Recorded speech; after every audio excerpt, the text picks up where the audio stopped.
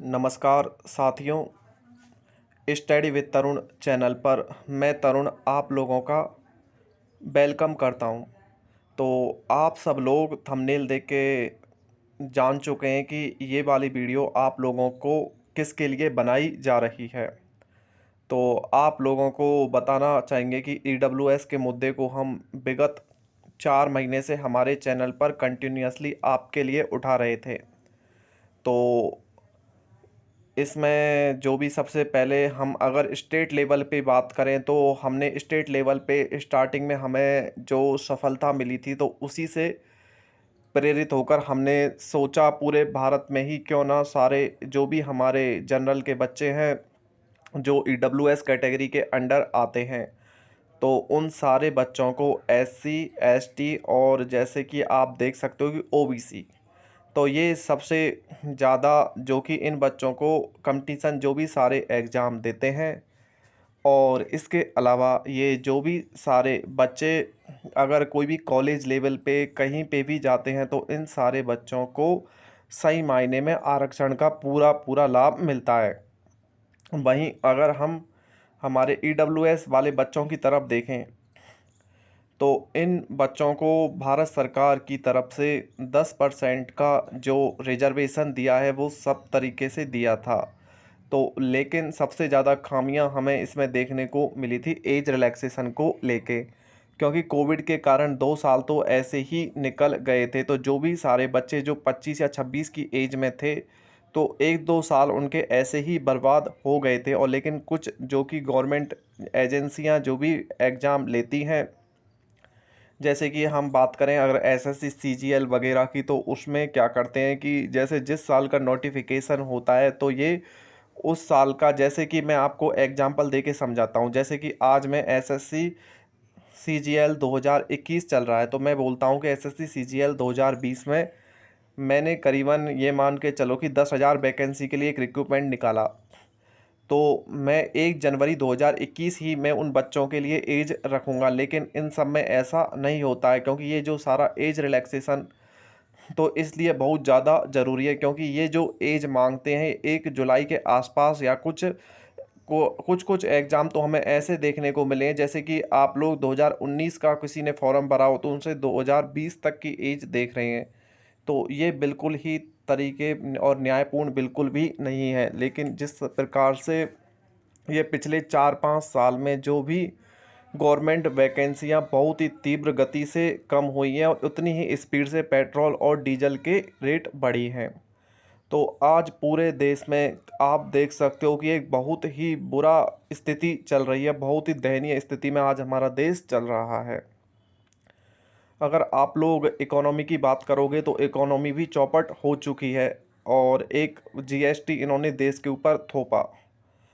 और नोटबंदी से इन्होंने पूरी ही जो कि इकोनॉमी सही अच्छे तरीके से चल रही थी तो सारी इकोनॉमी को बहुत ही बुरी तरीके से भारत देश की स्थिति को बहुत ज़्यादा इन लोगों ने ख़राब कर दिया है। तो सब लोगों ने जो मोदी सरकार को वोट दिया था तो वो देश के उत्कर्ष और चरमोत्कर्ष और उज्जवल भविष्य के लिए माननीय प्रधानमंत्री श्री नरेंद्र मोदी जी को बहुत भारी बहुत भरकम वोटों से बहुत तगड़ी इनको विजय दिलाई थी। तो इसमें सबसे ज़्यादा योगदान सवर्णों का ही था। लेकिन आज जब सवर्णों को सबसे ज़्यादा मोदी गवर्नमेंट की ज़रूरत है, क्योंकि जो भी बच्चे 27 या 28 साल की एज में हैं तो वो बच्चे अब सरकार की तरफ एक बहुत ही ऐसी निगाह से देख रहे हैं। उनको सरकार से हमेशा उम्मीद रहती है कि सरकार उन बच्चों के बारे में कुछ ना कुछ सुनेगी और उन बच्चों को एज रिलैक्सेशन देगी। तो सबसे ज़्यादा बुरा झटका हमें जब लगा जब संसद में हमने इतने सारे प्रयास करने के बाद ईडब्ल्यूएस के इशू को संसद में भेजा। तो जैसे ही संसद में हमने उस इशू को भेजा तो हमारे ईडब्ल्यूएस एज रिलैक्सेशन को मुद्दे को सरकार ने बिल्कुल ही बुरी तरीके से रिजेक्ट कर दिया और ये कहा कि जो जनरल के जो बच्चे ईडब्ल्यूएस में आते हैं उनको एज रिलैक्सेशन की ज़रूरत नहीं है। तो अब आप लोग समझ सकते हो कि स्थिति बहुत ज़्यादा ख़राब हो चुकी है। तो अभी अभी जब 3-4 महीने में पूरा कुछ करने के बाद जब संसद में मुद्दा पहुंचाया तो हमारी प्रयास तो वापस भी हम उसी प्रकार से लगे रहेंगे। तो हम जब तक आप लोगों को ईडब्ल्यूएस का एज रिलैक्सेशन का मुद्दा सॉल्व नहीं हो जाता, तो ये स्टडी विद तरुण चैनल आपके साथ हमेशा खड़ा रहेगा। तो सबसे ज़्यादा हमने सोचा कि अब हमको दूसरे तरीके से हमारी स्ट्रेटेजी बनानी चाहिए, क्योंकि हमने जब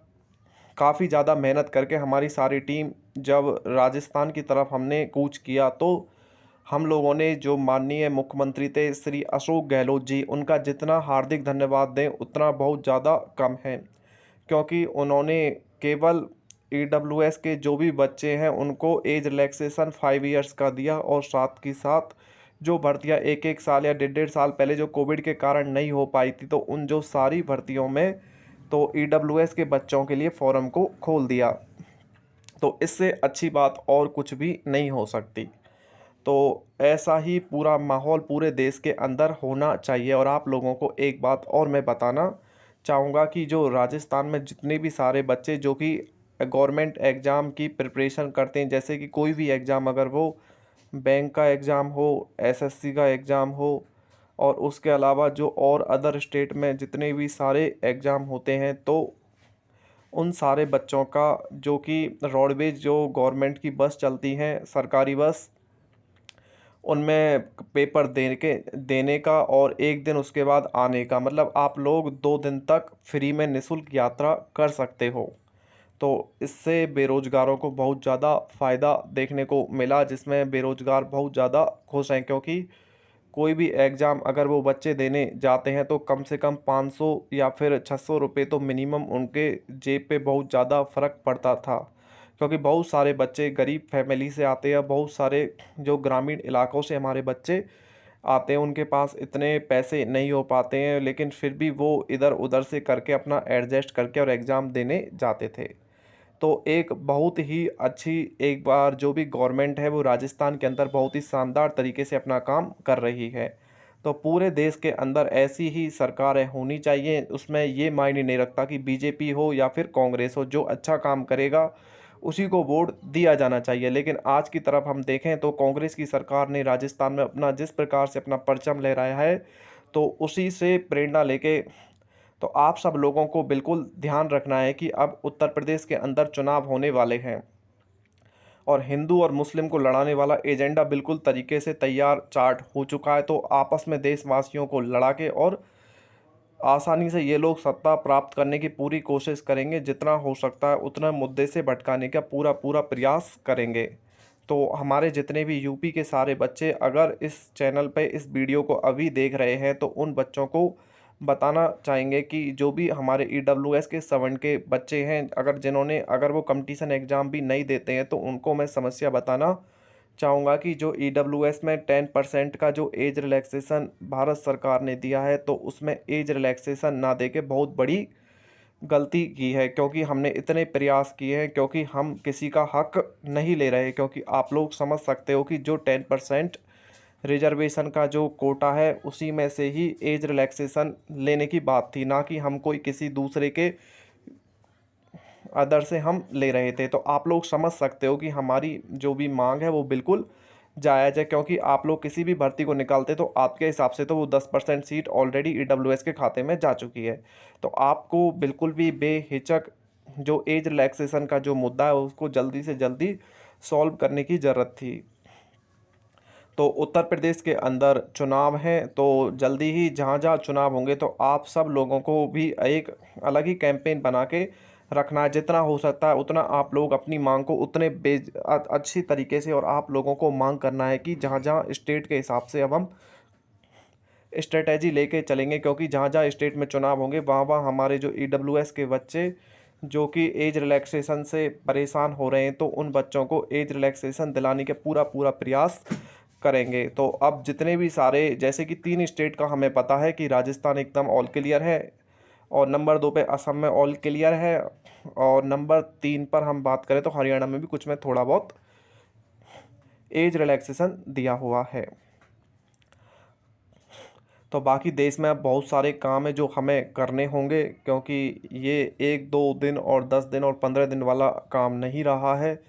तो आप सब लोगों को बिल्कुल यूनिटी बना के रखनी है, जितना हो सकता है उतना हमारे जो भी देश में जितने भी सवर्ण के जो भी बच्चे हैं उन सब बच्चों को इस मुहिम में साथ लेके आना है, क्योंकि यूनिटी ही हमें स्ट्रेंथ देती है। और हमें ज़रूरत पड़ेगी तो हम ट्विटर पर भी एक दिन इतनी यूनिटी पहले ही इकट्ठा कर लेंगे, तो हम ट्विटर पर भी पूरे देश के अंदर ट्रेंड कराएंगे। तो हमें हमारे जो भी सारे देशवासियों को एक करने में थोड़ा टाइम लगेगा, इसीलिए आप सब लोगों को यूनिटी बनाए रखनी है। और हमारी टीम पूरी तरीके से काम करती रहेगी, जितना हो सकता है उतना अब हम स्टेट लेवल पे काम करेंगे। जब हम धीरे धीरे स्टेट से इस प्रॉब्लम को सॉल्व कर देंगे, 10 या 5 स्टेट से, तो धीरे धीरे देश की सरकार को भी ये बात समझ में आ जाएगी कि ये बहुत ही बड़ा मुद्दा है, जिसको जितने भी बच्चे जो कि एसएससी और बैंक की तैयारी करते हैं, तो उन सारे बच्चों को 5 इयर्स का एज रिलैक्सेशन दिया जाए, जैसे कि ओबीसी की तरह या फिर एससी एसटी में मिलता आ रहा है। तो अभी के लिए फ़िलहाल इतना ही। अगर आप लोगों को ये वीडियो अच्छी लगी हो तो वीडियो को आप लोगों को जितने भी सारे ग्रुप में आप लोग ऐड हो या फिर जहाँ जहाँ आप लोग सोशल मीडिया से कनेक्ट हो, फेसबुक, ट्विटर और इंस्टाग्राम, तो आप लोगों को इस वीडियो को जितना हो सकता है उतना आप लोगों को इसको शेयर करना है। और अभी तक आप लोगों ने अगर चैनल को सब्सक्राइब नहीं किया है तो स्टडी विद तरुण चैनल को आप लोग सब्सक्राइब कर दें और कमेंट सेक्शन में बताएं। और जो जो प्रॉब्लम होगी बाकी हम बिल्कुल एक अच्छी तरीके से काम करेंगे और धीरे धीरे प्रॉब्लमों को हम बहुत तीव्र गति से सॉल्व करेंगे। और अगली वीडियो के लिए आप लोग कनेक्ट रहना, क्योंकि जैसे ही कोई न्यू अपडेट और हम अच्छी तरीके से बनाएंगे तो आप लोगों के सामने मैं आ जाऊंगा। तो तब तक के लिए नमस्कार।